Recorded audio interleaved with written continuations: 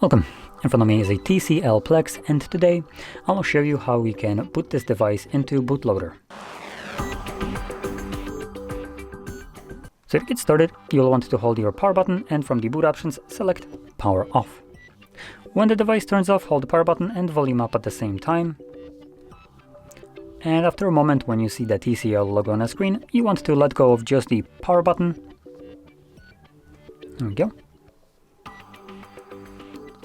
And when you see the recovery mode, you can also let go of the volume up. Next, using volume buttons, select reboot to bootloader, confirm it using your power button, and this will now take us to the bootloader, or otherwise boot mode.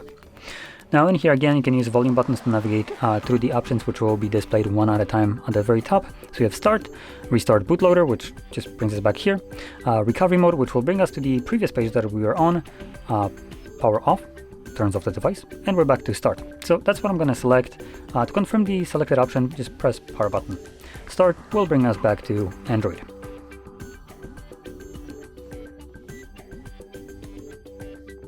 And there we go.